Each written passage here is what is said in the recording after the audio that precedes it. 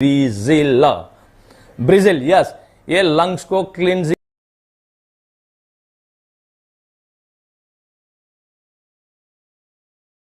और लंग्स को उनकी कार्य प्रणाली को सही तरह से करे, इसके लिए ये प्रोडक्ट है। और ये प्रोडक्ट का हमने 2 दिन पहले ही सोचा था, 2 दिन पहले ही डिसाइड किया कि नहीं ये प्रोडक्ट लॉन्च कर देना है। तो आज 2 दिन में इतनी मेहनत करने के बाद आपके सामने ये प्रोडक्ट मैं आपके पास लॉन्च कर रहा हूं। ये लंग्स की प्रोडक्ट है, जो हमारे फेफड़े रहते हैं उसकी ये क्लींजिंग के लिए, डिटॉक्सिफिकेशन के लिए है। और इसके लिए हमारी मीडिया टीम को आज ही हमने बताया था, और मीडिया टीम ने उसके ऊपर छोटा सा 30 सेकंड की कुछ एनिमेशंस भी, फिल्म भी बनाई है।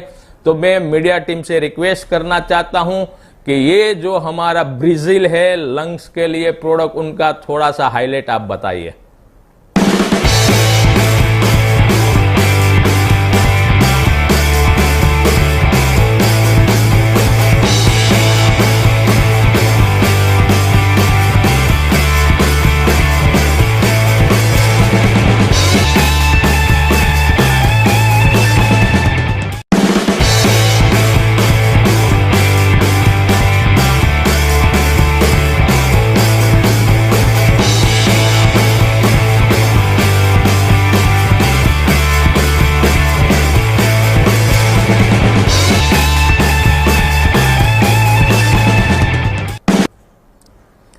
ब्रिजिल देखा आपने,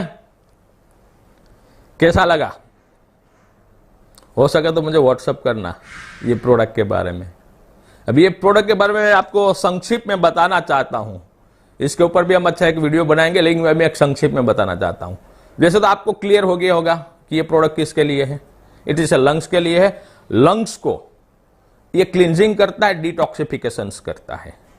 जो हमारी ये प्रोडक्ट है, ब्रिजिल प्रोडक्ट है, वो फिर से वो आपको रिपीट करता हूं मैं। आपने मेरे लेक्चर में आपने देखा होगा कि हर एक अमुक जो वर्ड रहते हैं ना, वो मैं बार बार रिपीट करता रहता हूं। 3 बार, 4 बार, 5 बार, 10 बार ऐसे ही रिपीट करता रहता हूं।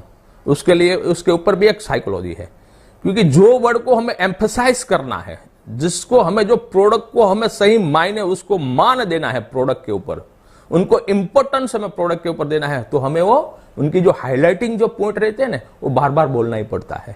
तो इसलिए फिर से आप भी याद रख लीजिए, और जो आप देख रहे हैं तो मेरे साथ भी आप बोलना कि ये जो प्रोडक्ट है लंग्स को क्लीन करता है और डिटॉक्सिफाइंग करता है। यानी कि लंग्स के अंदर जो भी कचरा रहता है, जैसे हमने लीवर की प्रोडक्ट में बताया था, इसी तरह लंग्स में भी रहता है, तो उनके कचरे को बाहर निकालता है। अभी मैं आपको लंग्स के एक थोड़े से फंक्शंस के बारे में मैं आपको बताना चाहता हूं कि लंग्स, हमारा जो फेफड़े रहते हैं, फेफड़े क्या करते हैं, मेन उसका काम क्या है। तो उनका जो मेन काम काज है वो ट्रांसफॉर्मेशन ऑफ गैसेस है। यानी कि वो गैसेस को ट्रांसफर करते हैं।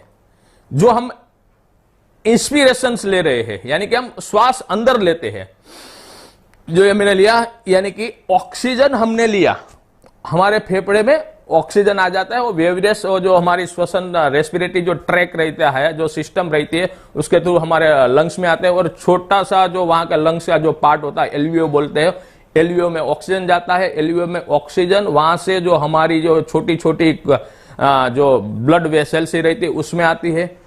और ब्लड में जो रहता हुआ जो हीमोग्लोबिन रहता है, वो ऑक्सीजन को ले जाता है, ट्रांसफर करता है। और हमारे सेल जो रहता है, माइक्रो सेल रहता है, माइक्रो सेल में वो पहुंचाता है ऑक्सीजन को। तो ऑक्सीजन वहां सेल के अंदर क्या करता है, ऑक्सीजन प्लस जो भी हम खुराक खाया है, यानी कि कार्बोहाइड्रेट आप बोल सकते हो, आप ग्लूकोज बोल सकते हो, आप सुक्रोज बोल सकते हो, आप कुछ भी उसका नाम खुराक आप दे सकते हो। तो उसके साथ कार्बोहाइड्रेट एंड ऑक्सीजन का केमिकली रिएक्शन होता है, तब वहां बनता है कार्बन डाइऑक्साइड, और पानी बनता है, और एटीपी बनता है। 3 चीज बनती है। जो हम ऑक्सीजन लेते हैं, हमने श्वास लिया, वो हमारे ब्लड में गया, ब्लड में से जो हमारा हीमोग्लोबिन है, वो हीमोग्लोबिन ऑक्सीजन को ले जाता है, सेल को देता है। सेल में जो पड़ा हुआ रहता कार्बोहाइड्रेट है या शुगर है, उसको पाचन करता है। और पाचन करने के बाद 3 चीज होती है। एक चीज होती है कार्बन डाइऑक्साइड, जिसको CO2 बोलते हैं। उसके बाद H2O जो रहता है, उसको पानी हम बोलते हैं। और एटीपी एडिनोसाइन ट्राइफॉस्फेट, यानी कि एक एनर्जी मिलती है हमें, हमें ताकत मिलती है। जो भी हम बोल रहे हैं या जो भी हम चलने की हमारी क्रिया रहती है, हमारी भागने की क्रिया रहती है, हमारी थिंकिंग की क्रिया रहती है, हमारी प्लान दिखाने की जो क्रिया रहती है, प्रोडक्ट प्रेजेंटेशन की ट्रेनिंग रहती है, तो वहां शक्ति का स्रोत चाहिए। तो शक्ति का स्रोत हमें यहां से मिलता है। जो हम ऑक्सीजन लेते हैं उससे कार्बोहाइड्रेट से उनकी केमिकल होती है, और वहां एटीपी और पानी और कार्बन डाइऑक्साइड बनता है। अभी जाके देखो, ये कार्बन डाइऑक्साइड है वो शरीर के लिए वो हानिकारक है, यानी कि एक टॉक्सिन है, यानी कि एक कचरा है, एक टॉक्सिन है, तो उसको भी बाहर निकालना पड़ेगा। तो वो भी एक गैसेस ही है। तो वो फिर से हमारे ब्लड वेसल्स थ्रू वो आता है, हमारे लंग्स के पास आता है, और जो छोटा सा जो सेल रहता है लंग्स का एल्वियो, वहां जाता है। वहां से हम एक्सपीरेशंस यानी कि श्वास बाहर निकालते हैं। तो वहां से कार्बन डाइऑक्साइड हम बाहर फेंकते हैं, ऑक्सीजन को हम लेते हैं, कार्बन डाइऑक्साइड को बाहर फेंकते हैं। ये मेन जो कार्य रहता है वो हमारे लंग्स करते हैं। हमारे राइट साइड में भी लंग्स रहता है, हमारे लेफ्ट साइड में भी लंग्स रहता है।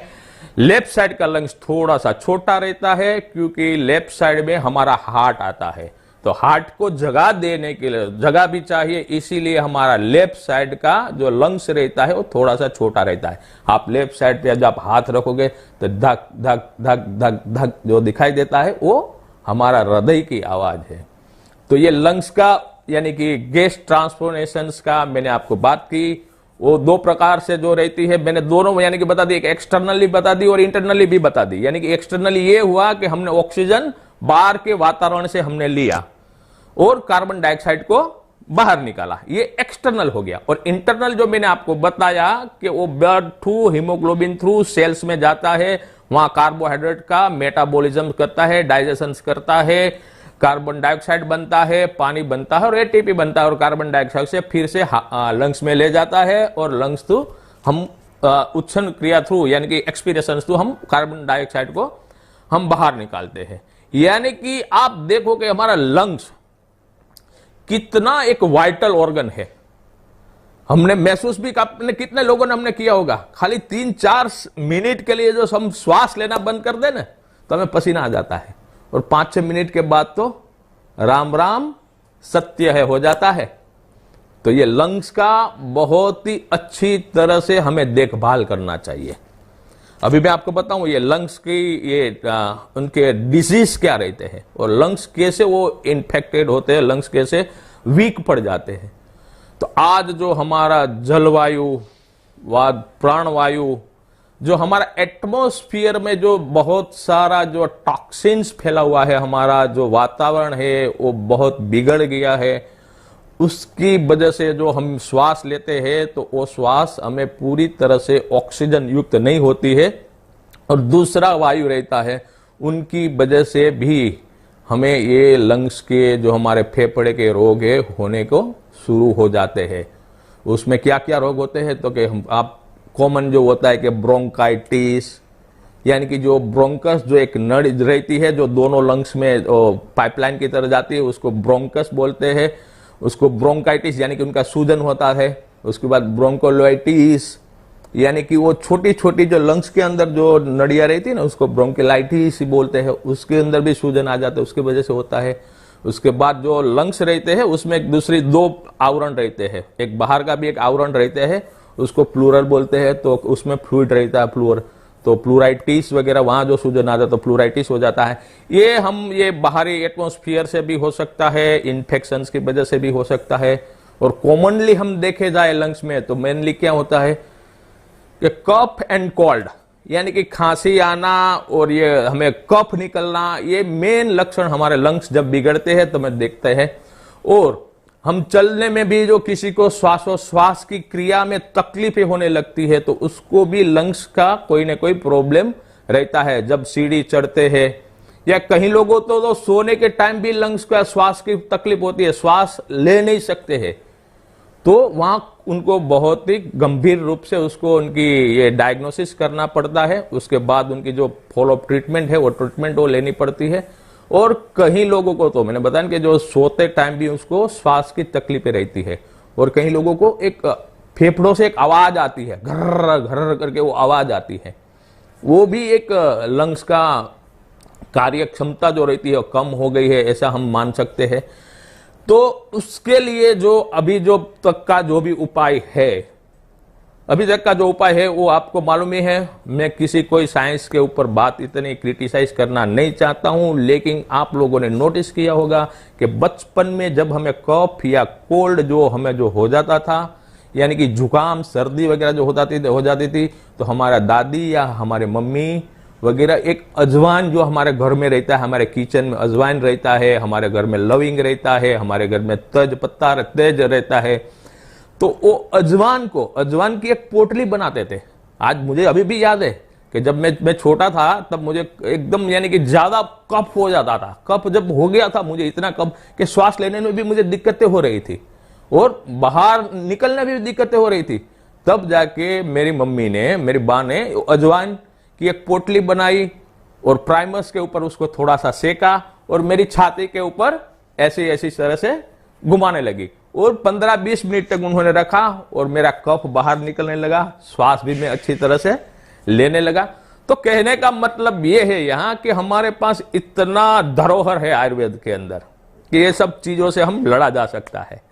तो ये तो मैंने आपको एक्सटर्नल ट्रीटमेंट के बारे में बताई। अब जाके मैं आपको बताता हूं ये एक्सटर्नल करने में इतना बेनिफिट रहता है, तो ये इंटरनल जो ब्रिजिल कैप्सूल है लेने में कितना फायदा करता होगा, इसके बारे में हम डिटेल से बहुत ही अच्छी तरह से आगे मैं आपको बताऊंगा। लेकिन अभी जाके एक ही चीज में आपको बताना है कि ये प्रोडक्ट है lungs detoxification and lungs cleansing के लिए, राइट। जैसी तरह से आप लीवर की प्रोडक्ट ले रहे हो, वैसी तरह से ये लंग्स की प्रोडक्ट भी हमें मींस के एज ए इम्यून सिस्टम हमारी बढ़ाने के लिए और लंग्स को मजबूत करने के लिए हमें रखने चाहिए। और लंग्स के रोग क्या रहते हैं, तो अस्थमा है, ट्यूबरक्लोसिस है, न्यूमोनिया है, कफ एंड कोल्ड है, ऐसे ये लंग्स के डिजीज रहते हैं और उसके